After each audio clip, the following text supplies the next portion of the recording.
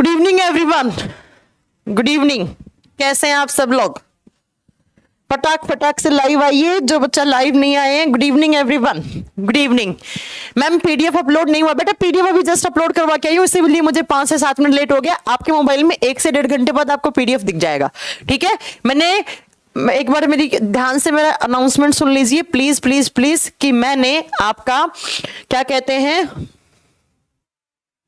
सुनिए, मैंने क्या कहते हैं आपका पूरा का पूरा अभी 5 क्लास हुई थी ना, तो पांचों की क्लास का मैंने मिक्सर का और सॉल्यूशन का पीडीएफ अपलोड करवा दिया है। हिंदी मिक्सर और सॉल्यूशन का, हिंदी और इंग्लिश में मिक्सर एंड सॉल्यूशन का। और अब आपको क्या करना है, जहां पर आपकी लाइव क्लास चल रही है, ऐसे लाइव क्लास, उसके बगल में आपको एक ऑप्शन दिख रहा होगा पीडीएफ डाउनलोड का। तो बेटा वो अभी नहीं आएंगे क्योंकि अभी जस्ट मैं डलवा के आई हूं, इसलिए आप जब क्लास खत्म हो जाए ना उसके बाद देखना, तो आपको पीडीएफ मिल जाएगी, ठीक है। हिंदी में अलग होगी, इंग्लिश में अलग होगी, दोनों अलग अलग मीडियम में डलवाया है मैंने, ठीक है बेटा। तो पीडीएफ की बिल्कुल भी टेंशन नहीं करनी है, जितना पढ़ाया उतना डलवा दिया। आज से एक नया चैप्टर स्टार्ट कर रही हूं, अगर तुम लोग चाहो तो इसका तो नोट्स आप मेरे साथ खुद बनाओ, क्योंकि आज है पीरियोडिक टेबल की क्लास। और पीरियोडिक टेबल में बेटा आपको खुद से जब बनाओगे ना मेरे साथ, तो मेरी बात पे ट्रस्ट कीजिए, आपको सारा का सारा याद हो जाएगा, ठीक है। चलो मैम आप 1 दिन क्लास देती हो, 2 दिन की छुट्टी। बेटा सोमवार मंगलवार क्लास हुई थी, 2 दिन की छुट्टी कहाँ हुई? कल ही तो एक छुट्टी हुई थी। हम भी ह्यूमन बींग्स हैं, काम हो जाता है कभी कभी हमें भी। और तुम्हें पता है मैं तो इतना बड़ा इंस्टीट्यूट संभाल रही हूँ, तो मेरे लिए कोई छोटी बात नहीं है, कभी कभी मैं कहीं पर फंस जाती हूँ, ठीक है। चलो आइए, आज से हम पीरियोडिक टेबल स्टार्ट करेंगे, और प्लीज करके आप लोग मेरे साथ नोट्स बनाएं। कुंदन कुमार कह रहे हैं मेरा ग्रुप डी का एग्जाम अप्रैल में है, तो मैं क्या करूं? तुम अब जागे हो तो इसमें मेरी क्या गलती है? अगर तुम्हारा ग्रुप डी का एग्जाम है, मेरा थोड़ी ना है, और तुम अब जागे हो तो फिर कुछ नहीं हो सकता। अगर तुम अप्रैल में एग्जाम है और तुम फरवरी एंड में जाग रहे हो, बेटा हमारे बैच तो पिछले 4 साल से बन रहे हैं ना ऑनलाइन में, तुम कभी से ले लेते, कभी भी ले लेते तुम बैच, आज थोड़ी ना बनाने। तो आप अगर चाहो तो बेटा खुद से मेरे साथ नोट्स बनाओ पीरियोडिक टेबल के। और ये बार बार ना मुझे मत बोला करो कि मेरा ये एग्जाम है वो एग्जाम है, इसमें आपकी मिस्टेक है कि आपका ग्रुप डी का एग्जाम है। मेरा कोर्स का ड्यूरेशन है उतने में ही खत्म होगा, उससे पहले नहीं खत्म कर सकती मैं तुम्हारी इमरजेंसी में, क्योंकि बैच जब आपने परचेज किया होगा तो साफ साफ आपको शुद्ध भाषा में बताया होगा कि इतने दिन की वैलिडिटी है, इतने दिन का ड्यूरेशन है। तो इसमें मैं क्या कर सकती हूँ अगर आपका अप्रैल में एग्जाम है तो? तुम्हारी जल्दबाजी में ये तो है नहीं मैं एक दिन में 5 घंटे पढ़ा दूं, मुझे बहुत कुछ देखना होता है, इतना बड़ा सिस्टम सारा देखना होता है, ये चल रहा ना सिस्टम, अकेला आदमी कितना करे।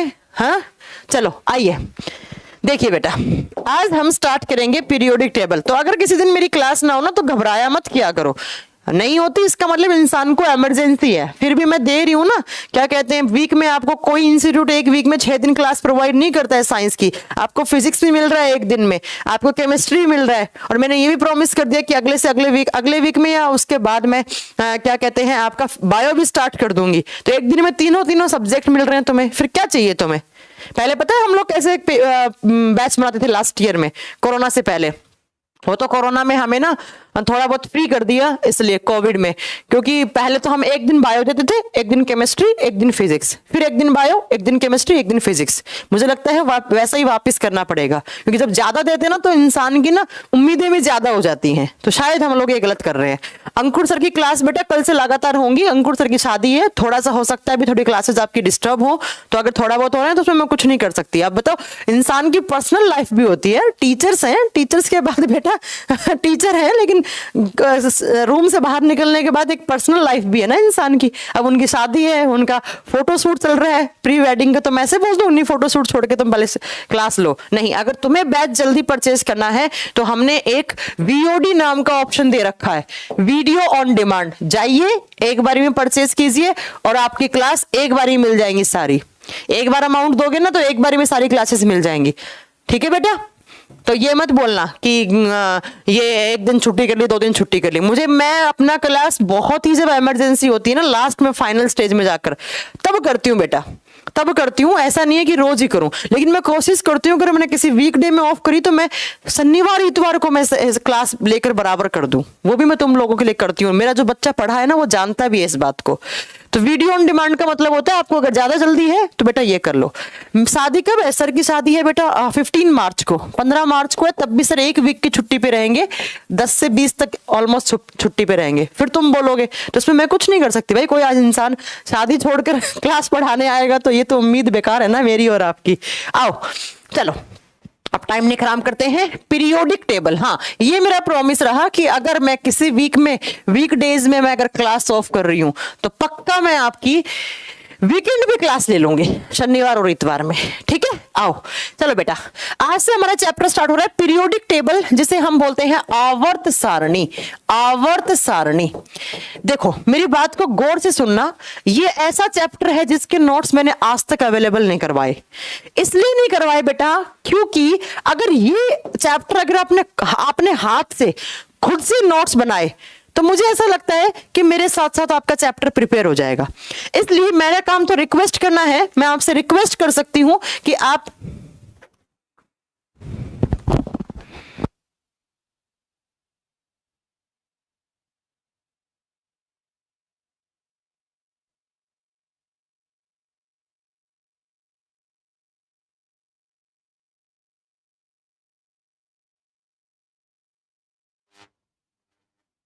हाँ जी देखिए, ये इकलौता ऐसा चैप्टर है जिसकी मैं कभी भी पीडीएफ प्रोवाइड नहीं करती।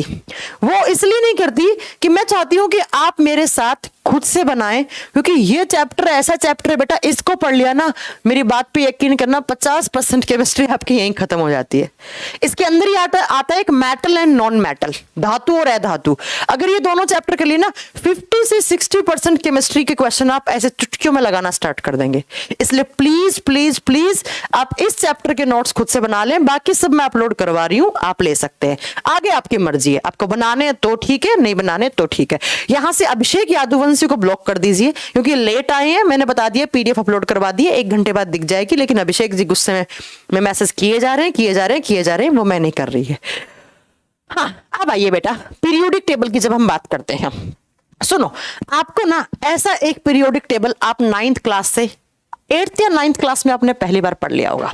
हाँ बहुत बड़ा चैप्टर है, कम से कम इस चैप्टर को खत्म करने में मुझे 15 दिन लगेंगे। 15 दिन में periodic table metal non metal, 15 दिन लगेंगे मुझे चैप्टर फिनिश करने में। बड़ा चैप्टर है, आपको पेशेंस के साथ काम करना है। अब आइए जरा, ये आप 8th क्लास से एक पीरियोडिक टेबल पढ़ते आ रहे हैं। सबको अगर मैंने बोला पीरियोडिक टेबल आज से पढ़ाऊंगी तो बेटा आपके दिमाग में तुरंत ऐसी एक टेबल की इमेज आई होगी। केमिस्ट्री में हम एक टेबल पढ़ते हैं जिस टेबल को हम बोलते हैं पीरियोडिक टेबल। कौन सी टेबल? Periodic table. आप ध्यान से देखेंगे इस पीरियोडिक टेबल में यहां पर हाइड्रोजन लिखा हुआ है और इसके ऊपर 1 लिखा हुआ है। 1 अभी बताएंगे 1 का मतलब भी क्या है सब। यहां देखोगे ना तो यहां OG लिखा हुआ है। OG का मतलब होता है ऑर्गेनेशन, और ऑर्गेनेशन के ऊपर लिखा हुआ है 118। यहां से शुरू हुई पीरियोडिक टेबल 1 नंबर से और 118 पे जाकर खत्म हुई। 118 पे जाकर खत्म हुई।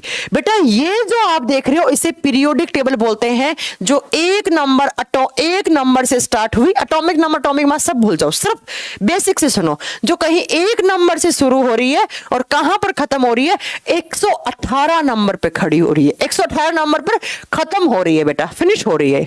अब इस टेबल को बनने में बहुत टाइम लगा, बहुत का मतलब है बहुत ज्यादा साल लगे, सालों लग गए। तो सबसे पहले हमें हिस्ट्री जाननी होगी कि ये टेबल जो आप पढ़ रहे हो ना, इस गूगल से 1 सेकंड में आप डाउनलोड कर लेते हो। जैसे मैंने अभी ये इमेज डाउनलोड की, 1 मिनट में यहां लगा ली। इतना आसान नहीं था इसे बनाना।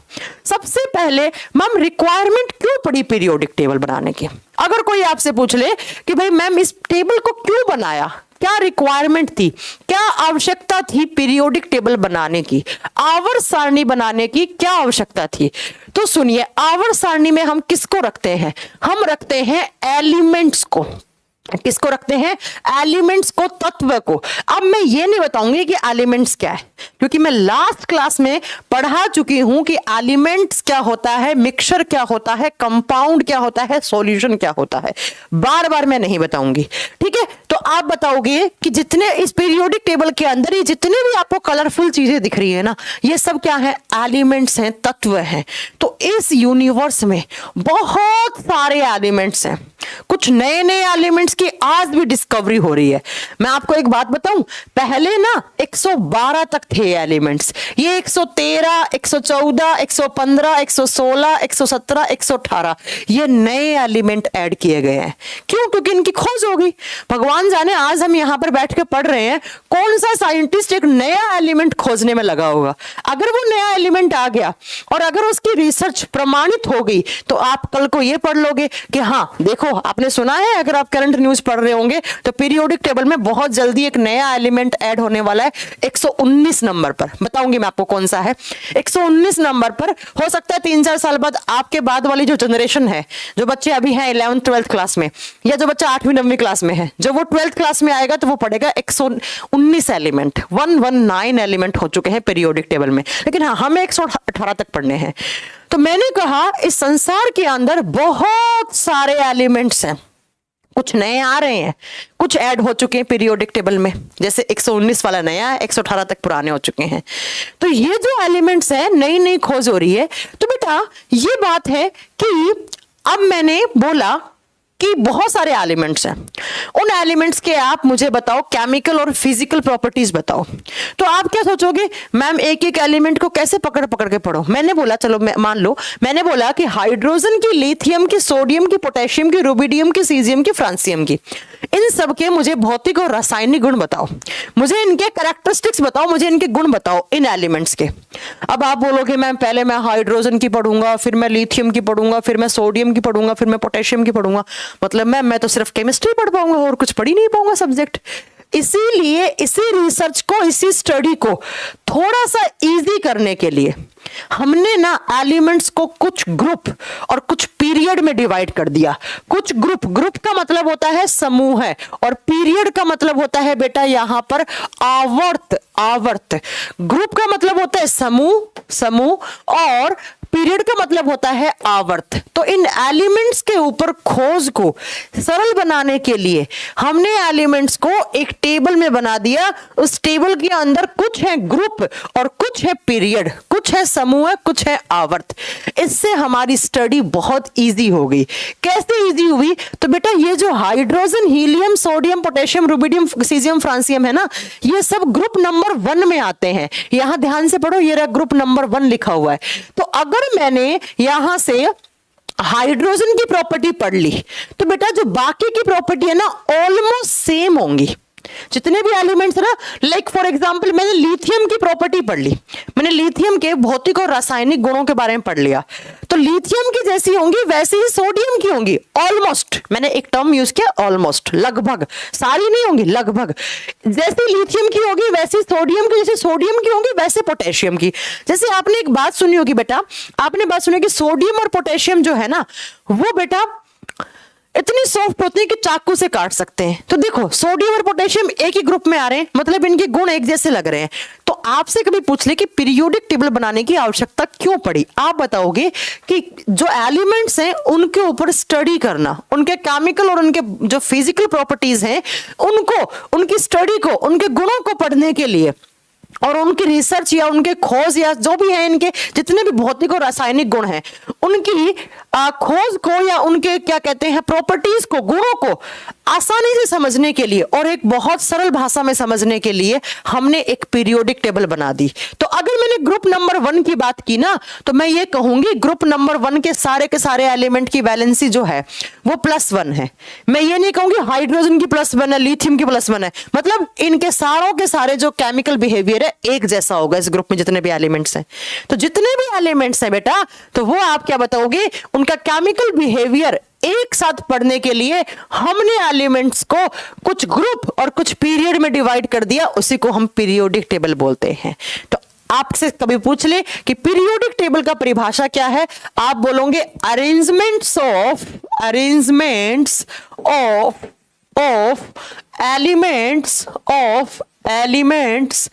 in table is known as PT। PT का मतलब होता है पीरियोडिक टेबल। मैंने कहा कि जो एलिमेंट्स हैं उनका अरेंजमेंट करना, किसमें करना, टेबल में करना, और उसी को मैंने क्या बोला, आवर्त सारणी। उसी को मैंने क्या बोला, आवर्त सारणी। जितने भी एलिमेंट्स हैं उनका अरेंजमेंट एक टेबल में बना देना, और जिस टेबल में कुछ ग्रुप है और कुछ पीरियड है उसी को पीरियोडिक टेबल बोलते हैं। अब बात ये आती है कि मैम ये पीरियोडिक टेबल कैसे बन गई। इसको बनाने के लिए अलग अलग साइंटिस्टों का अलग अलग योगदान है बेटा। ऐसा नहीं है कि एक ही साइंटिस्ट आ गया मोजले, या एक ही आ गया मेंडलीव और वो बना के चला गया, नहीं। वही हमें थोड़ा सा पीछे चलना है कि कैसे पीरियोडिक टेबल की शुरुआत हुई, जहां से एग्जाम में क्वेश्चन बन सकता है। तो सबसे पहला जो एफर्ट लगाया पीरियोडिक टेबल बनने का, तो लिखिएगा 1 नंबर पर फर्स्ट एफर्ट। एफर्ट का मतलब है प्रथम अभ्यास या प्रथम प्रयास। फर्स्ट एफर्ट लगाया गया मतलब सबसे पहली बार ट्राई किया गया, प्रथम बार प्रयास किया गया पीरियोडिक टेबल बनाने का। अब भाई प्रयास तो हर कोई करता है, जैसे बहुत सारी कंट्रीज ने कोरोना वायरस की वैक्सीन बनाने का स्टार्ट किया है ना, बहुत सारी कंट्री फेल भी हो गई। जैसे इंडिया में, इंडिया वाली वैक्सीन थोड़ा बहुत काम कर रही है, थोड़ा बहुत काम कर रही है हालांकि, तो जो बना गया वही माहिर है ना। आज इंडिया देखो कितना स्ट्रांग हो गया वैक्सीन से, नेपाल को पता नहीं कौन कौन से कंट्री को ट्रांसपोर्ट कर रहा है। तो अब बात आती है, क्या मैम हिंदी भी लिखी, पवन कुमार को हे इसकी हिंदी लिखी नहीं है क्या, और क्या बोलते हैं इसे हिंदी, पागल हो गए, दिमाग में भरा पड़ा कीड़ा। फर्स्ट एफर्ट लगाया गया, प्रथम प्रयास लगवाया गया। अब एग्जाम में क्वेश्चन आएगा कि पीरियोडिक टेबल बनाने के लिए जो फर्स्ट एफर्ट था वो कौन से साइंटिस्ट ने लगाया। तो बेटा हमारे सामने एक नाम निकल के आता है, डोबेराइनर। डोबेराइनर डोबेराइनर जी वो साइंटिस्ट हैं जिन्होंने सबसे पहले पीरियोडिक टेबल बनाने की कोशिश की। तो अगर आपसे पूछ ले क्या कि सबसे पहला प्रयास या फर्स्ट एफर्ट किसके द्वारा लगाया गया, आप बताएंगे बेटा वो कौन से साइंटिस्ट हैं, डोबेराइनर। डोबेराइनर डोबेराइनर ने सबसे पहले पीरियोडिक टेबल बनाने का प्रयास किया। हाँ, बनाया नहीं गया। अब एक बच्चे ने पूछ भी लिया मैम कहाँ के रहने वाले थे, बेटा एक जर्मनी के रहने वाले जर्मन साइंटिस्ट थे। ये क्या थे, जर्मन वैज्ञानिक थे, जर्मनी के रहने वाले साइंटिस्ट थे। अब इनकी ईयर भी कभी कभी पूछ ली जाती है कि किस ईयर में इन्होंने सबसे पहले ट्राई किया था। तो ईयर आती है यहां से 1829 की बात थी। 1829 में सबसे पहले जर्मन के रहने वाले एक साइंटिस्ट हैं डोबेराइनर, उन्होंने फर्स्ट एफर्ट लगाया क्या बनाने का, उन्होंने पीरियोडिक टेबल बनाने का फर्स्ट एफर्ट लगाया। अब पीरियोडिक टेबल बनानी है तो आपको एलिमेंट्स को अरेंज करना पड़ेगा। अब इन्होंने कैसे अरेंज किया, तो इन्होंने एक लॉ दिया था, बेटा यहां लगाओ एरो, इन्होंने एक लॉ दिया था, एक सिद्धांत दिया था, और सिद्धांत का नाम है लॉ ऑफ ट्राइड्स। क्या नाम है, लॉ ऑफ ट्राइड्स, और हिंदी में कहा जाता है त्रिक सिद्धांत। त्रिक सिद्धांत, एलिमेंट्स का 3 एलिमेंट का ग्रुप बनाया। ट्राइड्स का मतलब है यहाँ त्रिक, और त्रिक का मतलब है बेटा यहां पर 3। क्या किया, इन्होंने कहा कि मैं 3 एलिमेंट्स का एक साथ ग्रुप बनाऊंगा। जैसे मान लो एक ए नाम का एलिमेंट है, एक बी नाम का, एक सी नाम का, और मैंने इन तीनों को एक साथ रख दिया। फिर डी ई एफ 3 और बनाऊंगा, फिर इनको अलग रख दूंगा, फिर अलग रख दूंगा, ऐसे करके मैं एक टेबल बनाऊंगा। तो एग्जाम के पॉइंट ऑफ व्यू से 3 ही क्वेश्चन इंपॉर्टेंट है। पहला, फर्स्ट एफर्ट किसने लगाया, डोबेराइनर ने। कहां के रहने वाले थे, जर्मनी के। कब, 1829 में। कौन सा सिद्धांत दिया, आप बताओगे बेटा, लॉ ऑफ ट्राइड्स, त्रिक सिद्धांत। अब ये त्रिक सिद्धांत क्या कहता है, ये क्या कहता है, तो सुनिए, इन्होंने कहा कि मैं 3 एलिमेंट का ऐसे एक ट्राइड बनाऊंगा। मैंने 3 एलिमेंट का एक ग्रुप बनाया। मान लो एग्जाम्पल मानिएगा, जरा मेरी बात को ध्यान से सुनिएगा। एक ए नाम का है, एक बी नाम का है, एक सी नाम का है। इन 3 एलिमेंट का मैंने ग्रुप बना दिया। 3 का मतलब क्या है, ट्राइड्स है। और अब क्या करोगे, अगर आपको इन तीनों एलिमेंट को, तो भाई बाकी के साइंटिस्ट थे, उन्होंने क्रॉस क्वेश्चन किया, क्या तुमने ट्राइड तो बना दिया लेकिन इसका मीनिंग क्या निकला है ट्राइड का, मतलब हम क्या समझे। भाई पीरियोडिक टेबल बनाने का मोटिव क्या होना चाहिए कि ए की प्रॉपर्टी है वैसी बी की होनी चाहिए, बी की है वैसी सी की होनी चाहिए, उनको एक ग्रुप बना देना चाहिए। तो अगर मैं कभी ए का पढ़ूं तो बी और सी का मतलब वैसी ही है, ऑलमोस्ट उनकी भी वैसी ही प्रॉपर्टीज हैं। तो अब क्या हुआ बेटा कि इन्होंने कहा कि इन तीनों एलिमेंट का अगर आप एटॉमिक मास निकालना चाहो, एटॉमिक मास, आगे बात करेंगे एटॉमिक मास क्या होता है। पहले सुन लो कि अगर यहां से इन तीनों तत्वों का एटॉमिक मास पूरा लिख लो, चलो, क्योंकि अभी आप लोग इन सब नामों से वाकिफ नहीं है ना। अगर आप इन तीनों एलिमेंट्स में से एटॉमिक मास का मतलब होता है बेटा परमाणु द्रव्यमान।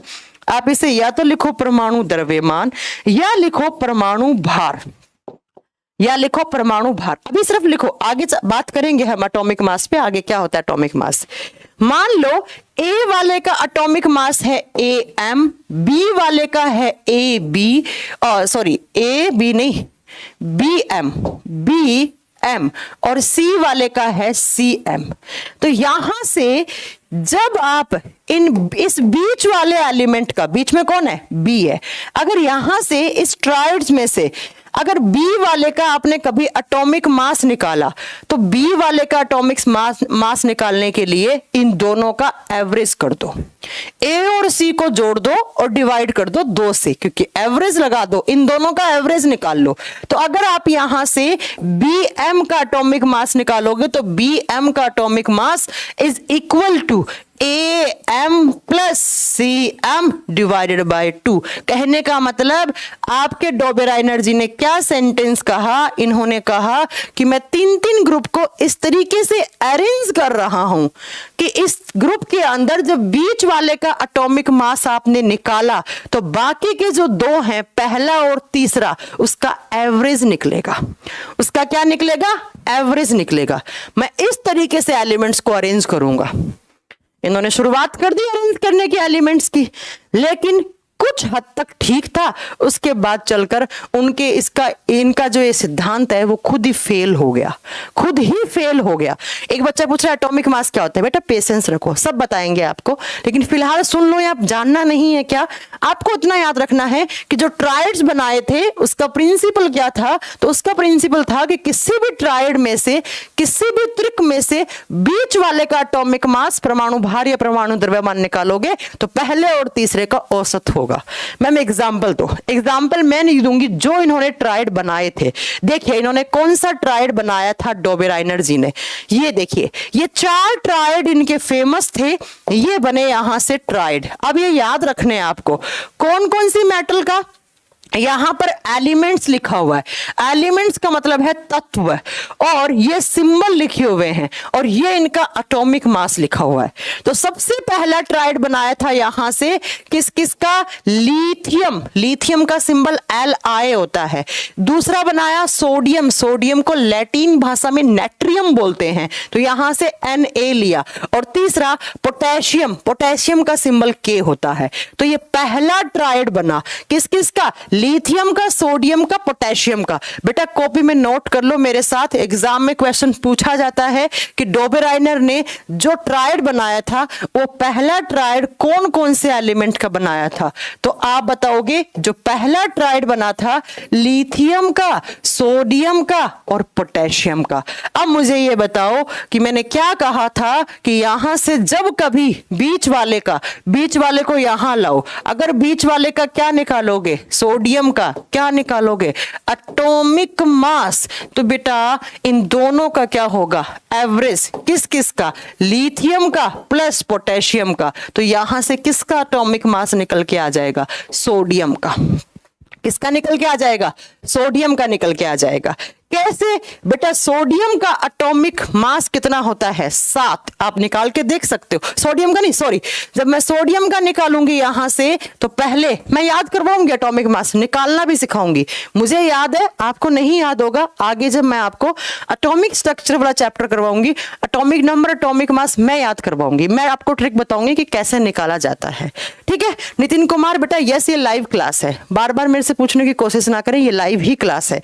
तो यहां से आपको याद रखना है लिथियम का होता है 7 और पोटेशियम का होता है 39, और 7 और 39 को आप जोड़कर जब इसका एवरेज निकालोगे तो बेटा कितना निकल के आएगा, 23। तो सोडियम का एटॉमिक मास कितना होता है, 23। लोगों ने देखा अरे वाह यार क्या कॉन्सेप्ट निकाला है ना, क्या कॉन्सेप्ट निकाला है। अब देखो बेटा क्या, लेक्चर 1 के बाद 3 है, फिर 5 है। बेटा वो लेक्चर नंबरिंग गलत हो रखी होगी लेकिन कंटेंट सही है, ठीक है, कंटेंट सही है। आरती साहू, पहले क्लास खोल के देखा करो, फिर कमेंट करा करो। तो अब क्या हुआ, अब लोगों को लगा अरे यार डोबेरा एनर्जी ने तो बहुत बढ़िया बात बोली है। तो याद रखिएगा, सबसे पहला ट्राइड कौन सा बना, लिथियम पोटेशियम और सोडियम का। ये बिल्कुल सबसे सक्सेस ट्राइड था, बिल्कुल सही बात होगी, लोग खुश हो गए, ओ वाह क्या क्या रिसर्च किए है। अब आइए दूसरे ट्राइड पे। दूसरा ट्राइड भी कुछ हद तक सही था, ये वाला कैल्शियम स्ट्रोंसियम बेरियम कुछ हद तक सही था, पॉइंट में निकल के आ रहा था, और पॉइंट में एटॉमिक मास को हम काउंट कर लेते हैं। लेकिन इसके बाद ही जो chlorine bromine iodine sulphur selenium tellurium बनाए ना, ये दोनों फेल हो गए बेटा, ये दोनों फेल हो गए। सिर्फ सक्सेस, सबसे ज्यादा सक्सेस माना जाता है ना, वो ये माना जाता है। और यहां से डोबेरा एनर्जी फेल होना स्टार्ट हो गए। डोबेरा एनर्जी क्या हो गए, फेल होना स्टार्ट हो गए। तो ये बात आप याद रखिएगा कि सबसे पहला प्रयत्न 1829 में किया गया था। और बेटा जब 1829 में किया गया तो ट्रेड बनाए गए, और ट्रेड में क्या हुआ बेटा, तीन तीन एलिमेंट्स को रखा। सबसे पहला यही पूछा जाएगा, lithium sodium and potassium. Sodium का निकालोगे तो इन दोनों का एवरेज कर देना है। ऐसे ही आप खुद निकाल सकते हो कैल्शियम का, स्ट्रोंसियम का एंड बेरियम का। इसको यहां लाओगे, इन दोनों का आपको याद होना चाहिए बेटा। स्ट्रोंसियम का SR होता है बेटा, सिंबल SR। लेकिन अब इनका एटॉमिक मास याद होना चाहिए। एटॉमिक मास मैं याद करना सिखाऊंगी आपको। तो यहां से स्ट्रोंसियम का कुछ पॉइंट में वेरी होके निकलेगा, लेकिन पॉइंट वाले को हम काउंट कर लेते हैं। लेकिन उसके बाद ये तो फेल हो गए दोनों, ये दोनों फेल हो गए। ठीक है, अब आपको ये तीनों नहीं पूछे जाते, ये कभी याद नहीं करने, सिर्फ आपको ये तीन याद रखने हैं, लिथियम सोडियम पोटेशियम वाला। यहां तक सक्सेस था, और याद इतिहास उसी को याद करता है जो सक्सेस था, जो सही हो गया। ठीक है, चलो तो ये हो गया बेटा, यहां से डोबेरा एनर्जी का ट्रेड हो गया, पहला एफर्ट लग गया। लोग मानते गए बात, अपनी अपनी बातें रखते गए, 1829 से रखते गए। अब बेटा समय आया उसके बाद 1865 का, 1865 का समय आया, और 1865 में सेकंड एफर्ट लगाया पीरियोडिक टेबल बनाने का। दूसरा एफर्ट लगाया गया, दूसरा प्रयास लगाया गया। और वो महान साइंटिस्ट कौन थे दूसरे, तो वो थे बेटा न्यूलैंड। न्यूलैंड नाम के साइंटिस्ट आए। तो दूसरा प्रयास किसके द्वारा किया गया, न्यूलैंड नाम के साइंटिस्ट द्वारा। हाँ, फेल हो गई डोबेरा एनर्जी, बोले ये नहीं चल पाएगा, तुम तो ऐसे ही कर रहे हो। ठीक है, अब ये थे एक ब्रिटिशर्स, एक ब्रिटेन के रहने वाले ब्रिटिश साइंटिस्ट थे ये। तो अगर कोई आपसे पूछ ले कहाँ के रहने वाले थे, आप बताओगे ब्रिटेन के रहने वाले थे। कब, 1865 का समय आया। अब न्यूलैंड जी ने क्या किया, इन्होंने भी अपना लॉ दिया, अपना सिद्धांत दिया, अपना प्रिंसिपल पेश किया कि मैं इस तरीके से एलिमेंट्स को अरेंज करूंगी। हाँ जी सोनू खान, न्यूलैंड, लेकिन न्यूलैंड की स्पेलिंग की आपने ऐसी तैसी कर दी है। और जब न्यूलैंड जी ये बात बता रहे थे, तब कितने टोटल नॉन एलिमेंट्स थे, बस इसको स्टार करके लिख लीजिएगा।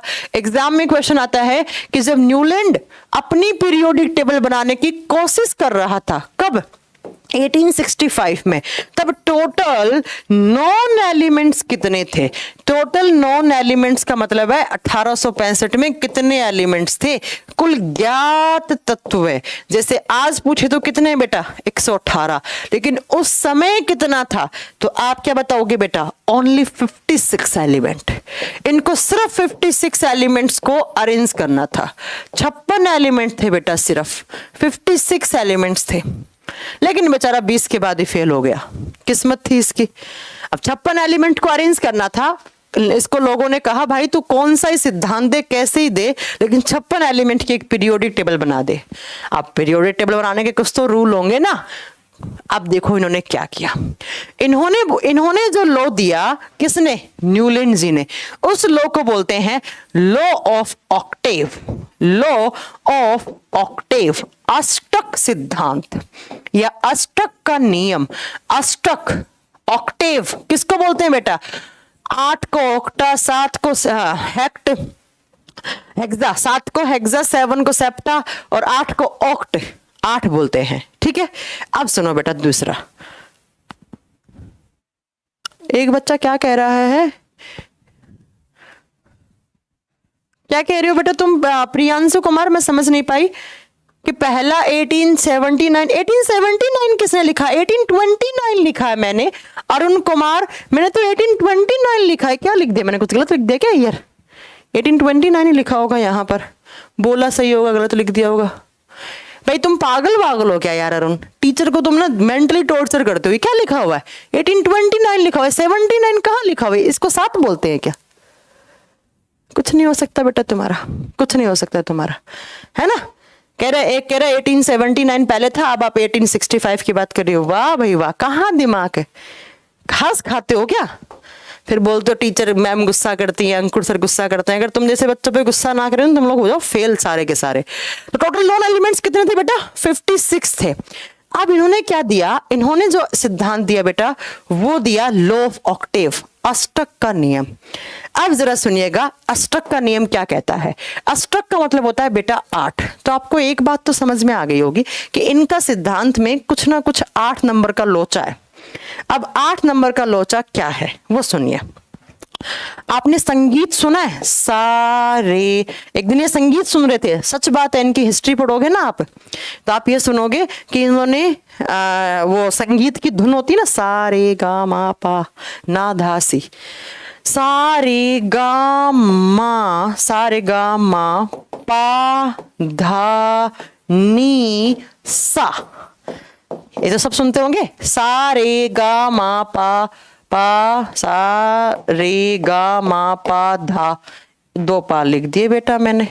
ये लो, सारे गा मा पा धा नी सा। एक दिन संगीत सुन रहे थे तो मैंने ये सोचा कि देखो 1 2 3 4 5 6 7 ये 8 सुर आप गुनगुनाते हो जनरली, सारे गा मा पा धा नी सा, ऐसे आप क्या करते हो? गुनगुनाते हो। तो एक दिन उन्होंने संगीत को बहुत अच्छे से सुना और उनके दिमाग में एक आइडिया आया। जो बड़े बड़े साइंटिस्ट होते हैं ना वो हर चीज में अपना दिमाग लगाते हैं। तो इनके दिमाग में एक आइडिया आया कि ये सा है, ये 1 नंबर पर है, फिर ऐसे ऐसे रे कितने पर है? 2 3 4 5 6 7, और वापस सा कितने पर आया है? 8 पर। मतलब यहां भी सा, यहां पर भी सा। क्यों ना मैं एलिमेंट्स को इस तरीके से अरेंज करूं कि जो 1 2 3 4 5 6 7 8वां एलिमेंट यहां नहीं लिखूंगा, पहले के नीचे लिखूंगा। जैसे यहां पर भी सा, यहां पर भी सा। तो ये जो पहला और 8वां एलिमेंट है ना, इसकी जो केमिकल बिहेवियर होगा, मतलब इनके जितने भी गुण होंगे केमिकल, मतलब केमिकल प्रॉपर्टीज, जैसे ये ऊपर वाला इलेक्ट्रॉन डोनेट कर रहा है तो नीचे वाला भी करेगा, ऊपर वाले की जितनी वैलेंसी होगी उतनी नीचे वाले की होगी। मतलब कहने का मतलब इन दोनों का केमिस्ट्री में जो एलिमेंट्स का केमिकल बिहेवियर होता है वो एक जैसा सा होगा। और ऐसे कर करके अब दूसरे से 8 काउंट करो, दूसरे से 8 कहाँ आएगा? 1 2 3 4 5 6 7 8, मतलब 9 नंबर यहां आ जाएगा। तो दूसरे का जो केमिकल और फिजिकल प्रॉपर्टीज होंगी वो किससे मिलेंगी? 9वें से मिलेंगी। 10वें की किससे मिलेंगी? तीसरे से मिलेंगी। कहने का मतलब यह है कि जो पहले, ध्यान से सुनना, जो पहले एलिमेंट की भौतिक और रासायनिक गुण हैं, पहले एलिमेंट के भौतिक और रासायनिक गुण, फिजिकल और केमिकल प्रॉपर्टीज हैं, वो वापस रिपीट होंगी कितने नंबर पर? 8वें नंबर पर। और इसी लॉ को क्या बोलते हैं? लॉ ऑफ ऑक्टेव, अष्टक का नियम। तो इन्होंने इस तरीके से पीरियोडिक टेबल बनाने की कोशिश की, लेकिन कोशिश तो हर कोई करता है ना। लेकिन एक कह रहे थे फॉरेनर साइंटिस्ट थे तो उन्होंने इंडियन म्यूजिक क्यों नहीं सुना? तुम लोग अंग्रेजी गाने क्यों सुनते हो बे? ये शकीरा वकीरा किस किस के गाने सुनते रहते हो? वैसे उनको भी तो क्लास खेर वगैरह अच्छा लग गया होगा तो सुन लिए होंगे, हैं? देखिए अब इन्होंने क्या करा, मैं एक इमेज दिखाती हूँ आपको इनकी महान साइंटिस्ट का। ये है आपके ऑक्टेव, दिखने में लग रहे हैं कितने पढ़ने वाले होंगे। देखो 1865 में न्यूलैंड्स ने, फुल फॉर्म इनका अलेक्जेंडर आर से भी कुछ बनता है और न्यूलैंड था। अब क्या करा इन्होंने एलिमेंट्स को इस तरीके से अरेंज किया। पहली बात तो क्या बेटा, एलिमेंट्स को जब अरेंज किया ना तो इनको जब लेफ्ट से राइट में ऐसे लेकर गए ना तो इनका एटॉमिक मास हमेशा बढ़ा है। साफ साफ लिखा हुआ है इंक्रीजिंग एटॉमिक मास, परमाणु क्रमांक बढ़ता हुआ, परमाणु भार बढ़ता हुआ। और केमिस्ट्री में 50 से ज्यादा बार बोल चुकी हूं, केमिस्ट्री में परमाणु भार और द्रव्यमान एक ही बात होता है, फिजिक्स में अलग होता है, केमिस्ट्री में एक ही बात होती है। तो इन्होंने एलिमेंट्स को इस तरीके से अरेंज किया कि जब लेफ्ट से राइट जाओगे, ये लेफ्ट से राइट गए आप, तो आप बताओगे बेटा इनका एटॉमिक मास एक तो इंक्रीज हो रहा है, यहाँ 1 है, यहाँ 7 है, यहाँ 9, 11, 12, 14, 16, इनका एटॉमिक मास बढ़ रहा है। इस पॉइंट को तो छोड़ भी दो आप चाहे, लेकिन इन्होंने कहा, क्या कहा कि पहला, दूसरा, तीसरा, चौथा, पांचवा, छठा, सातवां, आठवां।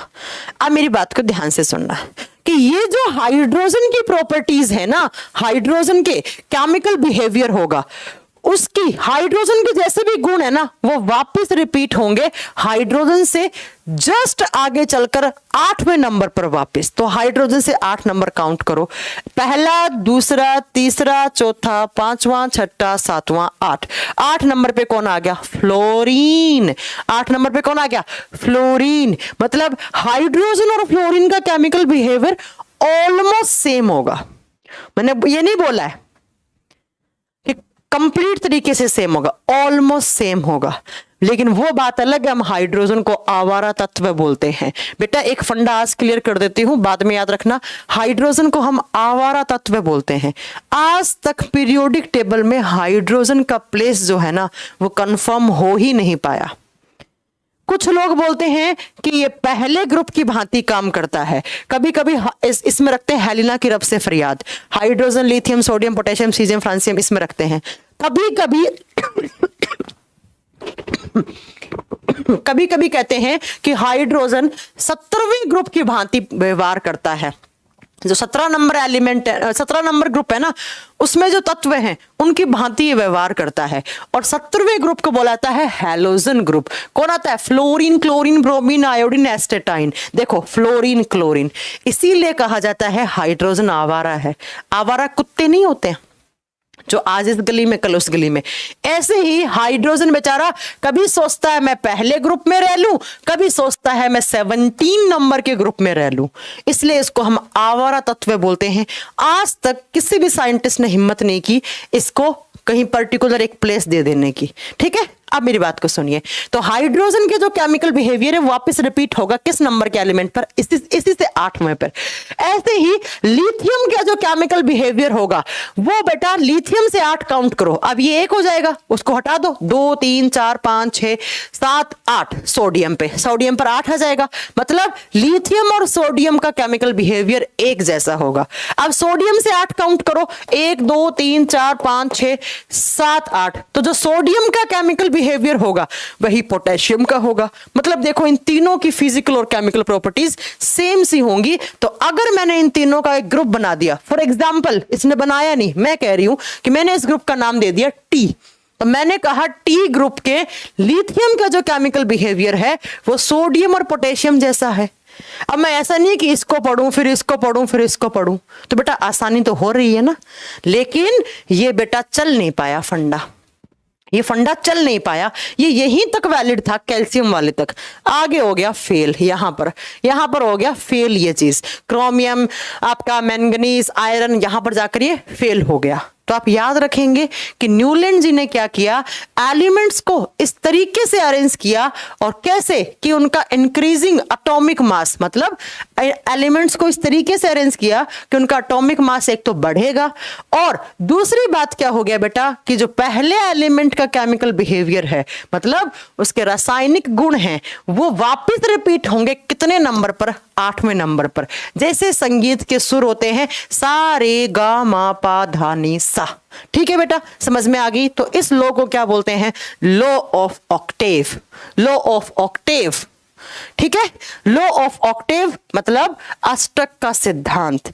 लेकिन अब मेरी बात को ध्यान से सुनना कि इन्होंने एलिमेंट्स कितने थे बेटा? अभी लिखा था ना टोटल नॉन एलिमेंट्स कितने थे? 56। लेकिन बेचारा सिर्फ और सिर्फ कहां तक लिख पाया? 20वें तक, कैल्शियम तक। तो जरा लिखिएगा कि जो ऑक्टेव लॉ था, कौन सा लॉ? ऑक्टेव लॉ, वो वैलिड था। वो वैलिड था कि कौन से एलिमेंट तक? कैल्शियम तक, और कैल्शियम के बाद क्या हो गया, फेल हो गया बेटा। और आप जानते हैं कैल्शियम का एटॉमिक नंबर कितना होता है, आर्गन पोटेशियम कैल्शियम 20 नंबर तक वैलिड था। टोटल एलिमेंट 56 थे, 20 को बता पाया तो बाकी के बता नहीं पाया, तो न्यूलैंड क्या हो गए, फेल हो गए बेटा। न्यूलैंड जी क्या हो गए, फेल हो गए। रखना था 56 एलिमेंट्स को, रख पाए सिर्फ 20 को, कैल्शियम तक। ये क्वेश्चन आता है, एक बच्चा कह रहा कि मैम क्वेश्चन कैसे बनेंगे, हर लाइन में क्वेश्चन बन रहा है कि न्यूलैंड ने ऑक्टेव सिद्धांत दिया, वो कौन से एलिमेंट तक वैलिड था, ओनली कैल्शियम तक। टोटल नॉन एलिमेंट्स कितने थे, 56। हाँ, एक क्वेश्चन हो जाता है कि न्यूलैंड ने जो 56 एलिमेंट दिया था, टोटल कितने हो गए, 56। तो इस 56 में फर्स्ट कौन सा था और लास्ट कौन सा था। न्यूलैंड के अष्टक सिद्धांत के समय फर्स्ट एलिमेंट, प्रथम तत्व कौन सा था, भाई 1 नंबर पे तो हाइड्रोजन ही आएगा, उसकी जगह एटॉमिक नंबर उसका कोई नहीं छीन सकता, हाइड्रोजन 1 नंबर पे था। अब लास्ट वाला कौन सा था, थोरियम, लास्ट एलिमेंट मतलब आखिरी तत्व। किसके समय की बात है, अभी तक नोबल गैसेस की खोज नहीं हुई है बेटा। नोबल गैसेस नाम सुना है ना, उत्कृष्ट gases, helium, neon, argon, krypton, xenon, radon, oganesson, ये नहीं आया अभी। ठीक है, तो आप बताओगे कि यहां तक एक तो नोबल गैसेस की खोज नहीं हुई है, और दूसरा सिर्फ यहां पर थोरियम लास्ट था, थोरियम लास्ट था, लेकिन वैलिड कहां तक था, कैल्शियम तक था। ये क्वेश्चन बन जाते हैं आपके किसके, न्यूलैंड जी के ऑक्टेव लॉ पे। बात खत्म, बात आई गई होगी, साइंटिस्टों ने नील कर दिया इनको, बोला छोड़ो, चलो न्यूलैंड जी क्या बात कर रहे हो आप, 20 तक आप बता रहे हो, एलिमेंट है 56 तक, कैसे बना पाओगे पीरियोडिक टेबल, फेल हो जाओगे, छोड़ दो, यही हो गया भाई, छोड़ दिया। अब आया इन सब का बाप बोले तो मेंडलीव, ये आए आपके मेंडलीव जी। तो सबसे आगे नेक्स्ट लिखोगे थर्ड एफर्ट 1869 में, वो कौन सा समय था अभी, 1829, उसके बाद बेटा 1865, अब आए 1869 का समय था। 1869 के समय में आए कौन से साइंटिस्ट, मेंडलीव, हिंदी में भी सेम नाम लिखो, बहुत महान साइंटिस्ट मेंडलीव जी आए। और मेंडलीव जी ने सबसे पहले for the first time elements को किसको, तत्वों को किसमें बांटा, ग्रुप और पीरियड में बांटा। ग्रुप का मतलब क्या होता है, समूह, और पीरियड का मतलब क्या होता है, आवर्त। पीरियड का मतलब क्या होता है, आवर्त। और बेटा ग्रुप और पीरियड में बांटते ही यहां से बनकर तैयार हो गई आपकी क्या, पीरियोडिक टेबल। तो एग्जाम में क्वेश्चन क्या आएगा, who is the father of periodic table, आवर्त सारणी के जनक कौन है, जिसने बनाया वही तो पापा। तो पापा कौन है बेटा, बताइए जरा, मेंडलीव। तो सबसे पहले पीरियोडिक टेबल किसने बनाई, मेंडलीव जी ने बनाई। कब, 1869 में। बना के तैयार कर दी थी बेटा 1869 में, लेकिन सबसे पहले अखबार में कब आई थी, अगर आपसे पूछ ले, मैम बफरिंग हो रही है, एक बार चेक करना प्लीज, अगर बफरिंग हो रही है तो ऐसा लग रहा है तो। एक अखबार था जर्मन जनरल, जैसे हमारे यहाँ टाइम्स ऑफ इंडिया, ऐसे बहुत सारे अखबार आते हैं ना, पंजाब केसरी, ऐसे ही जर्मन जनरल नाम के अखबार में पब्लिश हुई थी सबसे पहली बार। तब लोगों को पता लगा 1872 में, तब पता लगा 1872 में कि कोई पीरियोडिक टेबल नाम का, एक कह रहे मेंडल ने तो मटर के पौधे पे एक्सपेरिमेंट किए थे। अबे उल्लू, वो सर ग्रेगर जॉन मेंडल है, वो मेंडल है, MENDL है बेटा, वो अलग है, वो फादर ऑफ जेनेटिक्स है। सुगम सिंह राजावत, आप बेटा का मैनेजमेंट को फोन करके करवा लीजिए अपना ना, मैं यहाँ पर टेलीकॉलर नहीं हूँ, मैं टीचर हूँ, मैं टीचर ना, तो मैं तुम्हारी प्रॉब्लम यहाँ सॉल्व नहीं कर सकती, मेरे हाथ में नहीं है, वो पढ़ा नहीं सकते और मैं टेलीकॉलर नहीं बन सकती। ठीक है बेटा, तो मेंडल अलग है, मेंडलीव अलग है। तो मेंडलीव जी ने की, अगर आप बात करें पीरियोडिक टेबल बन के तैयार हो गई थी 1869 में, लेकिन बेटा for the first time publish कब हुई, 1872 में, तब लोगों को पता लगा कि कुछ पीरियोडिक टेबल नाम की भी चीज होती है। तो अगर कोई पूछ ले किस साइंटिस्ट ने सबसे पहले एलिमेंट्स को ग्रुप और पीरियड में बांटा, तो आप क्या बताएंगे बेटा? मेंडलीव जी थे, मेंडलीव जी थे। अब बात करते हैं कि मैम कैसे मेंडलीव ने पीरियोडिक टेबल बनाई, शक्ल दिखाओ उसकी कैसी है। कुछ ऐसी सी शक्ल थी बेटा, कुछ ऐसी शक्ल थी मेंडलीव की पीरियोडिक टेबल की। अब मेरी बात को गौर से सुनना, ध्यान से सुनना, बार बार नहीं बताऊंगी, एक बात मेरी ध्यान से सुन लेना जहां से एग्जाम में क्वेश्चन आता है।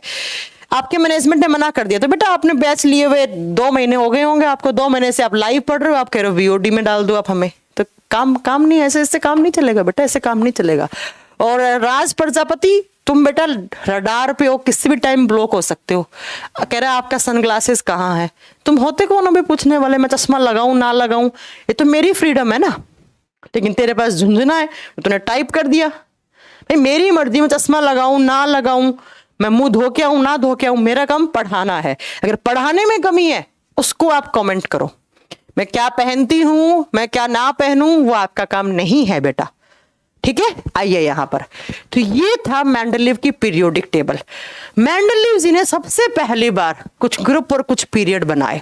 अब जरा ध्यान से सुनिएगा, मेंडलीव जी ने 2 तरीके की रेखाएं खींची। रेखा का मतलब क्या होता है? लाइन खींचना। एक ऐसी लाइन खींची और दूसरी ऐसी लाइन खींची। किसने? मेंडलीव ने। ठीक है बेटा, अब सुनो मेरी बात। मैम कुछ पूछने से डर लगता है, बेटा पूछो, लेकिन ये मत पूछो कि चश्मा क्यों नहीं लगाया, बाल क्यों नहीं धोए, आंखों में काजल क्यों नहीं लगाया, कानों में बाले क्यों नहीं पहने, घड़ी क्यों नहीं पहने। ये तो मेरी पर्सनालिटी है ना, और ये तो मैं जानती ना किस तरीके से मुझे रहना है ना बेटा। क्वेश्चन पूछो, जवाब मिलेगा, ना मिले तो मैं कह रही तुम चाहे अपना बैच का रिफंड वापस ले लेना। अगर तुमने पढ़ाई से रिलेटेड कुछ पूछा है तो पक्का जवाब दूंगी, लेकिन अगर तुम ये सब पूछ रहे हो मैम हमें GS 11 में कन्वर्टेड कर दीजिए, नहीं हो पाएगा बेटा, GS 11 खत्म होने पे आ गया। प्रिया तिवारी मजाक चल रहा है यहाँ पे है। आइए यहाँ पर, तो मेंडलीव जी ने एक तो ऐसी लाइन बनाई खड़ी लाइन, एक गिरी हुई। भाई ये खड़ा है, ये सो रहा है ना, ऐसे ही तो है। अब सुनिए बेटा, ये जो लाइन है खड़ी वाली, इन्हें हम क्या बोलते हैं? Vertical line. ये कौन सी है? ये है वर्टिकल लाइन, और हिंदी में लिखा जाएगा खड़ी लाइन। जो खड़ी हुई लाइन है उनका क्या नाम रखा? इन्हें नाम दिया ग्रुप्स। क्या नाम दिया? ग्रुप्स। और ग्रुप्स का मतलब क्या है? समूह। और ये जो लाइन है इसे हम क्या बोलेंगे? Horizontal line. Horizontal line. और हॉरिजॉन्टल लाइन क्या होंगी बेटा हिंदी में? क्षैतिज रेखा। और क्षैतिज रेखा को मैंने नाम दिया क्या? पीरियड। पीरियड, आवर्त। एग्जाम में कभी कभी क्वेश्चन पड़ जाता है कि पीरियोडिक टेबल में जो खड़ी लाइन है, वर्टिकल लाइन है, वो क्या है? ग्रुप। ये क्या है? पीरियड। चलो दिखाऊं, आओ यहां पर, ये देखो, ये क्या होगा? ऐसे ऊपर से नीचे आ रहे हो आप, टॉप टू बॉटम। बेटा यहां पर मैंने टी लिख दिया टॉप, यहां लिख दिया मैंने बॉटम, तो बेटा ये वर्टिकल लाइन है। और वर्टिकल लाइन को मैम ने क्या बोला? ग्रुप। तो ये क्या है बेटा? ये ग्रुप है, ये समूह है। और जबकि मैं यहां से यहां जाऊंगी, लेफ्ट से राइट, ये लेफ्ट है ये राइट है, तो बेटा मैं किसकी बात करूंगी? पीरियड। तो आपके दिमाग में एक बात आ गई होगी, शायद अगर आप ढंग से पढ़ रहे हो, ये नोट नहीं कर रहे हो कि मैम ने चश्मा लगाया या नहीं लगाया, अगर आप ढंग से पढ़ रहे हो कि टॉप से बॉटम की जब भी मैम बात करेंगी ऊपर से नीचे की, तो मैम किसकी बात करेंगी? ग्रुप की बात करेंगी। लेकिन अगर मैम लेफ्ट से राइट की बात करेंगी तो मैम किसकी बात करेंगी? पीरियड, आवर्त की बात करेंगी। बताओ पॉइंट क्लियर है कि नहीं? यस और नो? जल्दी बताओ, पॉइंट क्लियर है कि नहीं? फिर आगे चले हम। एक बच्चा पूछ पूछ के बहुत देर से तड़फ रहा है कि मैम ये बताओ इनके समय कितने एलिमेंट्स थे? Total elements, total non elements, मतलब इनके समय कुल ज्ञात तत्व कितने थे? 63, 63 एलिमेंट थे बेटा। बेचारों को 63 एलिमेंट में अरेंज करना था, लेकिन बंदे ने दिमाग लगाया और दिमाग लगा के कुछ तरीके से तो ऐसे कर दिया। कुछ कुछ कमियां थी, हम बात करेंगे उस पे कमियां। देखो बेटा कितने एलिमेंट्स थे? टोटल नॉन एलिमेंट्स कितने थे? 63, सॉरी 63। तो मैम इससे पहले भी तो 63 थे। सॉरी किसकी बात कर रहे हैं आप? किसकी बात कर रहे थे? अच्छा हाँ, इसकी बात करें ना। हाँ, तो इस टाइम पर कितने हो गए थे? 63। कुल ज्ञात तत्व कितने हो गए थे? 63। अब आपसे एग्जाम में क्वेश्चन कैसे पूछता है, ध्यान से सुनना कैसे पूछेगा। वहां 56, यहां 63, कुछ नए तो आए हैं, कुछ नए तो आए एलिमेंट, लेकिन अगर आपसे पूछे कि इनके समय में फर्स्ट कौन सा था, इनके पीरियोडिक टेबल में फर्स्ट कौन सा था और लास्ट कौन सा था, प्रथम तत्व कौन सा था, फर्स्ट एलिमेंट कौन सा था, मतलब प्रथम तत्व कौन सा था, और यहां से पूछे लास्ट। बेटा टेबल दिखा रही हूं, ध्यान से आप खुद आंसर करना इसका। ये देखो फर्स्ट पे कौन है? हाइड्रोजन। हाइड्रोजन का कोई नहीं छीन सकता 1 नंबर। और लास्ट में ये रहा यूरेनियम 238। तो जरा लिख दो, फर्स्ट कौन सा था? हाइड्रोजन। लास्ट कौन सा था? यूरेनियम 238। 238 ना भी लिखोगे तो भी चल जाएगा, लिख दोगे तो बहुत ही अच्छी बात है। हो गया। 63 एलिमेंट्स को इनको अरेंज करना था, पहले पे हाइड्रोजन रखना था, आखिरी पर यूरेनियम रखना था। अब बीच में क्या करा? वाओ, यहां पर। अब मैम रखने का क्राइटेरिया क्या था? कुछ तो सोच समझ के रखा होगा, ऐसे ही थोड़ी ना है जैसे एक कमरा बनाया उसमें सारी भेड़ भर दी, अगर भेड़ भर दोगे तो सारे भेड़ चाल हो जाएंगे, वो तो है ना। तो अब कुछ तो क्राइटेरिया था, और क्राइटेरिया के लिए आपको पढ़ना पड़ेगा मेंडलीव पीरियोडिक टेबल लॉ। प्रिया तिवारी आप ब्लॉक हो जाओगे, तीसरी बार सेम कमेंट कर रहे हो। मैं कह रही हूं मैं टेलीकॉलर नहीं हूं, मैं टीचर हूं, मैं नहीं कर सकती आपका बैच कन्वर्ट, मुझे टेक्नोलॉजी का ज्ञान नहीं है, मैनेजमेंट को फोन करो। आइए बेटा यहां पर अब दिया क्या? मेंडलीव ने दिया एक लॉ। ऐसे मजाक थोड़ी ना चल रहा है कि तुम 3 महीने पढ़ लो फिर कह दो कि मेरा बैच ट्रांसफर कर दो। अरे भाई माना कि हम 300-400 रुपए में पढ़ा देते हैं तुम लोगों को इतना, लेकिन इसका मतलब इतनी बेइज्जती मत करो टीचर की, है ना।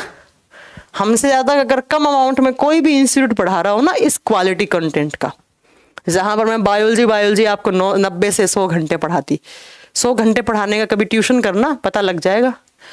आइए यहां पर एक परमाणु भार, गलत हो बेटा आप, अनुस्क्रोली आप गलत हो। मेंडलीव ने क्या दिया? मेंडलीव ने दिया पीरियोडिक लॉ। मेंडलीव ने दिया पीरियोडिक लॉ, क्या बोलेंगे इसे? आवर्त नियम।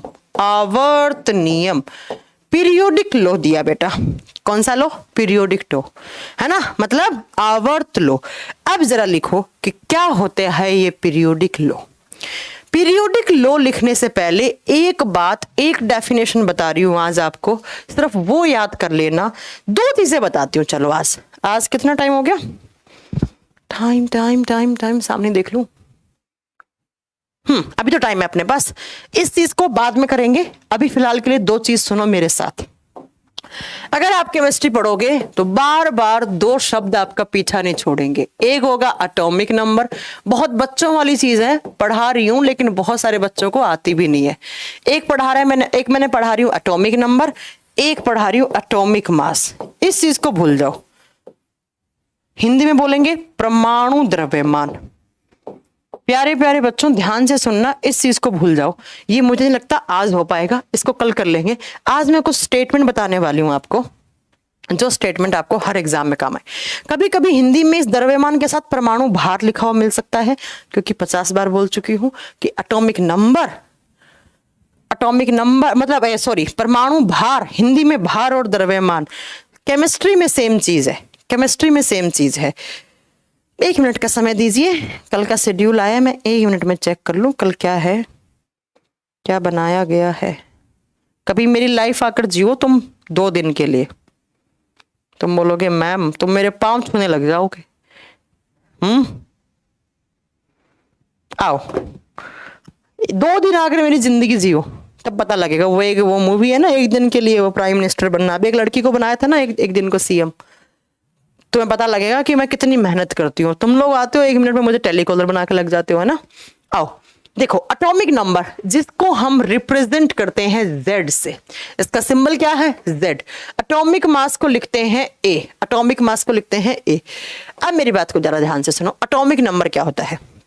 प्यारे प्यारे बच्चों, इतनी बात जानते हो कि किसी भी एटम को रिप्रेजेंट कैसे किया जाता है, किसी भी परमाणु को रिप्रेजेंट मतलब उसको प्रदर्शित कैसे करते हैं, है ना, कैसे उसको दर्शाते हैं। तो बेटा एक गोला बनाते हैं और गोले के बीचों बीच क्या बनाते हैं, उसका मास। किसी भी एटम का जो मास होता है वो उसके सेंटर में होता है। छोड़ दो, सारी बातें छोड़ दो, एक बीच में गोला बना दो। मैं तो बिल्कुल बेसिक चीज बता रही हूं। इस गोले को बोलते हैं हम न्यूक्लियस, इसे बोलते हैं न्यूक्लियस। और हिंदी क्या कहते हैं, केमिस्ट्री में नाभिक और बायोलॉजी में केंद्रक बोलते हैं नाभिक। और इस नाभिक में क्या होते हैं, एटॉमिक पार्टिकल, एटम से भी छोटे, एटम के भी छोटे पार्टिकल, परमाणु के भी छोटे कण। कौन कौन सा, एक होता है प्रोटॉन, एक होता है न्यूट्रॉन। और ये जो बाहर मैंने बनाए हैं ना बेटा, ये गोल गोल चक्कर बनाए हैं ना, ये साइकिल का गोल गोल चक्कर नहीं है, वो साइकिल का टायर नहीं है, इसे बोलेंगे ऑर्बिट। कक्ष या कक्षा, कक्षा जैसे आप छठी कक्षा में है। और इन कक्षाओं में कौन होते हैं, इलेक्ट्रॉन। इलेक्ट्रॉन ऐसे एक सर्कुलर पाथ में चक्कर काट रहे हैं बेटा। इलेक्ट्रॉन ना ऐसे, जब तक इस इलेक्ट्रॉन की एनर्जी कम नहीं होगी ना, तब तक थकेगा नहीं। भाग मिल्खा भाग जैसे यहीं पर भागता फिर रहा है, भाग इलेक्ट्रॉन भाग भाग भाग भाग ऐसे। जिस दिन एनर्जी कम होगी बेचारा डाउन आ जाएगा। ठीक है, सुनिएगा मेरी बात। मैंने क्या बोला कि किसी भी एटम को दिखाने का, दर्शाने का, रिप्रेजेंट करने का तरीका ये होता है। ये एटम, और एटम के सेंटर में न्यूक्लियस, न्यूक्लियस में P से प्रोटॉन, P से प्रोटॉन, N से न्यूट्रॉन, बाहर E से इलेक्ट्रॉन रहते हैं। अब मैंने एक बात बोली, क्या मैंने बोला, एटॉमिक नंबर जिसको मैं Z से लिखती हूं। कभी कभी एग्जाम में एटॉमिक नहीं, Z इज इक्वल टू 13, है ना, ऐसे कुछ देखा था सेंटेंस, तो वो सेल्फ अंडरस्टूड चीज है। एटॉमिक नंबर क्या होता है, किसी भी एलिमेंट के, एटम के न्यूक्लियस में जितना नंबर ऑफ प्रोटॉन है वही उसका एटॉमिक नंबर है। यहां जितने प्रोटॉन होंगे ना, प्रोटॉन की जितनी संख्या होगी उतना ही परमाणु क्रमांक होगा। मान लो मैंने प्रोटॉन लिखा यहां 2, तो एटॉमिक नंबर Z भी कितना होगा, 2 होगा बेटा। तो पहला सेंटेंस लिख दो, atomic number is equal to, Z is equal to बेटा किसके, number of proton, number of proton, proton की संख्या के बराबर होता है। जैसे मैंने बोला 2 तो एटॉमिक नंबर 2, 4 बोला तो Z 4 हो गया। जितने प्रोटॉन हैं उतने ही एटॉमिक नंबर है। अब आइए एटॉमिक मास, एटॉमिक मास को मैंने A लिखा, A इसका सिंबल है एटॉमिक मास का। तो कभी कभी एग्जाम में A इज इक्वल टू 25 देता है, तो आपको समझना पड़ेगा कि 25 किसको रिप्रेजेंट कर रहा है, A को कर रहा है। और बेटा A क्या होता है, किसी भी एटम के न्यूक्लियस में प्रोटॉन और न्यूट्रॉन का जोड़, सम ऑफ P प्लस N, जितना प्रोटॉन है जितना न्यूट्रॉन है उसको जोड़ दोगे तो बेटा A निकल के आ जाएगा। तो मैंने लिख दिया A is equal to N plus P, N plus P हो गया मैम, समझ में आ गया। और किसी भी एटम को कैसे रिप्रेजेंट किया जाता है, एनसीईआरटी में लिखा हुआ है बेटा, सुनना ध्यान से। क्या लिखा हुआ है कि मान लो X नाम का एलिमेंट है, X के पैरों में क्या होता है, Z, ऐसे Z लिखा। और बेटा X के सर पर A लिखा जाता है। A क्या होता है, एटॉमिक मास। तो अगर मैंने आपसे पूछ लिया कि किसी भी एलिमेंट के पैरों में क्या है, Z, और Z इज इक्वल टू, जल्दी बताओ, मैंने लिख दिया Z is equal to P, और अगर A लिखा है तो A is equal to N plus P। तो क्या मैं ये बता दूं कि किसी भी एलिमेंट के पैरों में प्रोटॉन की संख्या लिखी जाती है और उसके ताज पे, उसके सर पर न्यूट्रॉन और प्रोटॉन दोनों का जोड़ लिखा जाता है। यस मैम, कोई भी आपको हर्ज नहीं है। जैसे एग्जाम्पल दो मैम, आइए, मैंने लिखा कार्बन, आप देखते होंगे बेटा कार्बन में यहां 6 लिखा हुआ होता है, यहां 12 लिखा हुआ होता है। 6 क्या है, इसके Z क्या है बेटा, 6। और एक बात बताओ, Z is equal to P, तो क्या मैं ये कह दूं कार्बन के एटम में प्रोटॉन की संख्या कितनी है, 6। यहां कितने बना दूं, 6 प्रोटॉन दिखा दिए मैंने इसके अंदर। ऊपर क्या लिखा हुआ है बेटा, 12, और 12 इज इक्वल टू क्या होगा बेटा, A, और A क्या होता है, N+P। थोड़ा सा मैथ्स लगाना, जब प्रोटॉन 6 हैं बेटा, प्रोटॉन पहले ही 6 हो चुके हैं, क्योंकि A क्या होता है N+P या P+N, मैंने प्रोटॉन पहले ही 6 लिख दिया और बेटा एटॉमिक मास 12 लिखा हुआ है, तो बेटा न्यूट्रॉन भी कितने बचे 6, तो 6 और 6 कितने हो गए 12। तो आपके कार्बन है, उस कार्बन के एटम में जो न्यूक्लियस है, उस न्यूक्लियस में 6 ही प्रोटॉन है और 6 ही न्यूट्रॉन है, इसीलिए एटॉमिक नंबर इसका 6 हुआ और एटॉमिक मास इसका 12 हुआ। इतनी बात समझ में आ गई तो मैं कुछ और बात करूंगी। समझ में आ गए? अब मेरे को एक बात बताओ। हाँ, मैं बात करूंगी कि इलेक्ट्रॉन न्यूट्रल केस वाली बात करूंगी, लेकिन एकदम से नहीं ना, तुम केमिस्ट्री स्टूडेंट होंगे, कुछ कॉमर्स के बैठे होंगे, क्लास छोड़ के भाग जाएंगे। अब आओ मेरी बात बेटा, एक सेंटेंस लिख रही हूं, ध्यान से सुनना, स्टेट पीसीएस के एग्जाम का सेंटेंस, ध्यान से सुन लेना। मैंने कहा कार्बन 6, कार्बन 12, ऑक्सीजन 8, ऑक्सीजन 16, इसके अलावा बहुत सारे। आप हाइड्रोजन को तो क्या लिखते हैं 1 1 ऐसे भी लिखते हैं, ठीक है बेटा। हीलियम को लिखते हैं 2 यहां 4 यहां। बेटा ज्यादा बड़ा वैल्यू कौन सा है? ऊपर वाला। ऊपर में क्या लिखा? A is equal to atomic mass. बेटा एक बात ध्यान से सुन लेना मेरा, एटॉमिक मास बड़ा होता है किससे? एटॉमिक नंबर से। ऊपर वाला वैल्यू हमेशा हमेशा छोटी वाली वैल्यू से बड़ा दिखेगा। पहला पॉइंट लिखना, क्या लिखवा रही हूं कि जो एटॉमिक मास है always greater than, always greater than क्या? Atomic number, atomic number. परमाणु भार हमेशा, मैंने एक सेंटेंस सुना ऑलवेज, ध्यान से सुनना, अभी इसको एक्सप्लेन करूंगी, हमेशा एटॉमिक नंबर से बड़ा होता है। क्या ये स्टेटमेंट सही है? अगर आपसे पूछ ले क्या ये स्टेटमेंट सही है, आप क्या बताओगे? ये क्वेश्चन है स्टेट पीसीएस का। राज प्रजापति करें, कुछ भी समझ में नहीं आ रहा। जब तुम ये देखोगे मैडम ने चश्मा लगाया है नहीं लगाया, मैडम ने लिपस्टिक लगाई है नहीं लगाई, तो कुछ समझ में नहीं आएगा। क्लास छोड़ दो राज प्रजापति, तुम्हारे लिए है भी नहीं है क्लास। हाँ जी बताओ, ये स्टेटमेंट सही है या गलत है? आंसर करो भैया, कहां गए? I am waiting for your answer. फटक फटक फटक से आंसर करो। क्या मेरी स्टेटमेंट सही है? ध्यान से सुन लेना, मैंने आंसर बोर्ड पे लिख रखा है, मैंने आंसर बोर्ड पे लिख रखा है। नो, स्वाति ने सही आंसर दिया, सोनू ने सही आंसर दिया, शाबाश। लव कुश ने सही दिया, खुशबू कुमारी ने गलत दिया, खुशबू तुमसे उम्मीद नहीं थी है। पिंटू ने सही दिया, संजीव ने सही दिया, कौशल ने सही आंसर दिया। संदीप बेटा दिमाग से बैठो क्लास में। प्रिया तिवारी तुम GS 11 में भी ऐसा ही हाल करोगे जो यहां कर रही हो, यहीं रहो तुम, गलत हो तुम। मैंने बोर्ड पे साफ साफ लिख रखा है, हाइड्रोजन को रिप्रेजेंट कर रखा है कि हाइड्रोजन का एटॉमिक नंबर भी एक है और एटॉमिक मास भी एक है। तो आपने ऑलवेज टर्म कैसे यूज कर लिया, यही एग्जाम में क्वेश्चन पूछा था। याद रखना, एटॉमिक मास कभी छोटा नहीं हो सकता एटॉमिक नंबर से, याद रखना छोटा नहीं होगा, लेकिन atomic mass will be equal to atomic number, एक ही केस में। और वो एक केस किसका है? हाइड्रोजन का। क्यों? क्योंकि हाइड्रोजन में एटॉमिक नंबर भी एक होता है और एटॉमिक मास भी एक होता है। तो इस स्टेटमेंट को हमेशा गलत बताना है। क्यों? क्योंकि हाइड्रोजन के केस में ये ऑलवेज टर्म लगाना गलत है बेटा। एक केस में A is equal to Z, और सिर्फ किसका केस है? वो हाइड्रोजन का।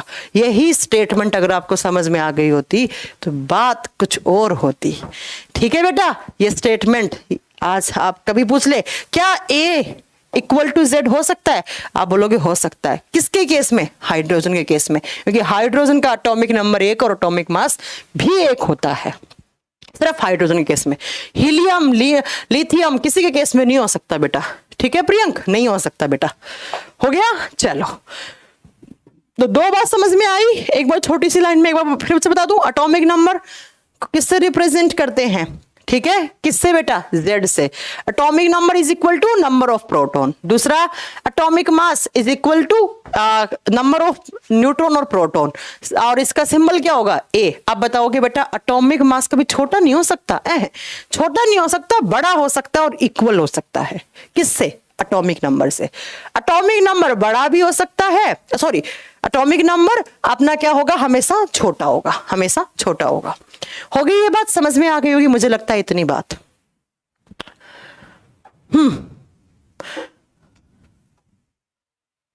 हो गई बात, चले आगे, हो गया। अगर ये बात समझ में आ गई ना तो बेटा अब हम वापस आएंगे। हम किसको पढ़ रहे थे, तो बीच में बतानी पड़ती, अगर केमिस्ट्री में ये नहीं बताती सीधा बताती इसका पीरियोडिक लो तो कुछ समझ में नहीं आता कुछ लोगों को। अब हम क्या पढ़ रहे थे बेटा, हम पढ़ रहे थे मेंडलीव का लो। मेंडलीव, अब समझ में आएगा। मेंडलीव जी ने एक लो दिया जिस लो को नाम क्या देते हैं हम, पीरियोडिक लो। अब मेरी बात को ध्यान से सुनना, पीरियोडिक लो क्या होता है, आवर्त नियम क्या होता है। पहली बात तो आवर्त नियम क्या होता है, एक बड़ा सा सेंटेंस लिख रही हूं, मेरे साथ लिख लेना, फिर उसका मीनिंग समझाऊंगी कि यार ये क्या कहना चाह रहा था। ठीक है, एक कह रहे मेंडलीव कहाँ के थे, बता तो दिया कहाँ के थे, बार बार क्या बताऊं, क्या यही पढ़ाती रहूं क्या, कौन कहाँ का था, एग्जाम में आएगा नहीं, फिर माथा पकड़ के बैठ जाओगे कि नहीं नहीं नहीं नहीं नहीं मैम ने तो कुछ पढ़ाया हुआ है नहीं। लिखेंगे according to this law physical and chemical properties लिखिए, इस नियम को लिखिएगा मेरे साथ। अकॉर्डिंग, पहले इंग्लिश में लिखते फिर हिंदी में लिख दूंगी। According to this law physical and chemical properties, physical and chemical properties of any element, properties of any element एक मिनट रुकना, मेरा गला सूख रहा है, पानी पी लूं थोड़ा सा।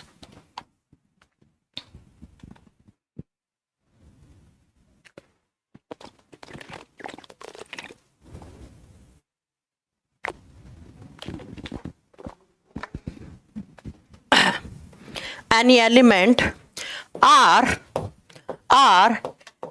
periodic function, सिर्फ लिखवाऊंगी, कल इसका मतलब समझाऊंगी। Function to their atomic mass. इस पूरी लाइन को बोलते हैं बेटा पीरियोडिक लॉ। इसी लाइन में समाया आपका पीरियोडिक टेबल। हिंदी मीडियम वाला लिखो। इस सिद्धांत के अनुसार, बस लिख दो सिर्फ, आज समझाएंगे कल इसका मतलब। इस सिद्धांत के अनुसार किसी भी तत्व के भौतिक और रासायनिक गुण, तत्व के भौतिक और रासायनिक गुण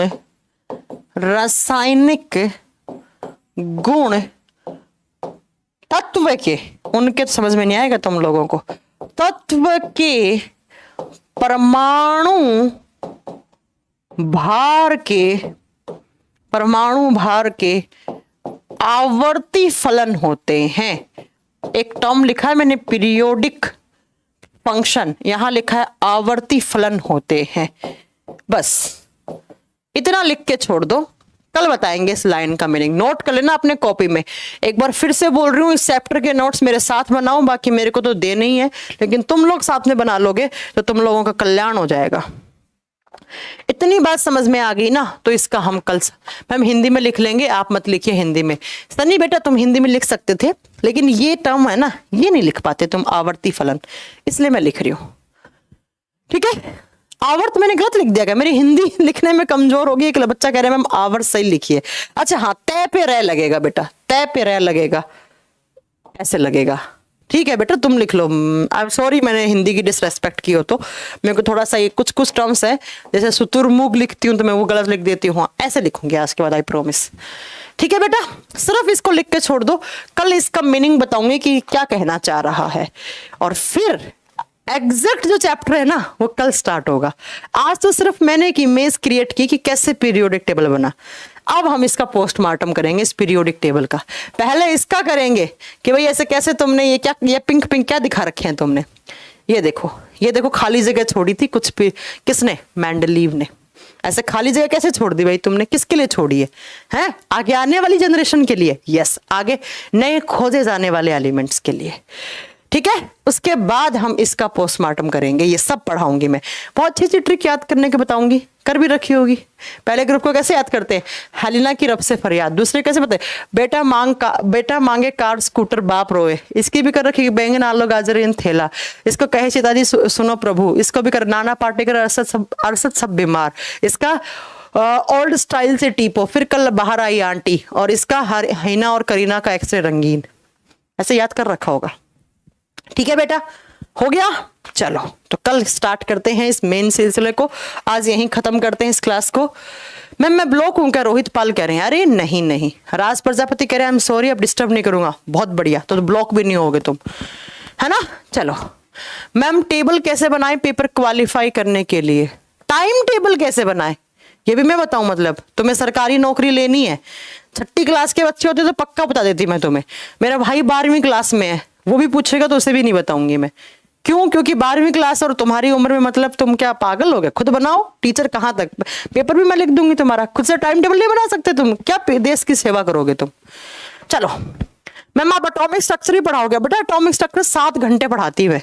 इलेक्ट्रॉनिक कॉन्फ़िगरेशन लिखना सिखाऊंगी, सब पढ़ाऊंगी। बस तुम लोगों में पेशेंस होना चाहिए, क्योंकि मुझे अच्छे से पता है तुम लोग शायद पहली बार पढ़ रहे होंगे ऑनलाइन, लेकिन मैंने तुम जैसे हजारों लाखों बच्चों को पढ़ाया है, इसलिए मुझे पता है बच्चा कब क्या सोच सकता है, तो मुझे उस हिसाब से पढ़ाना है।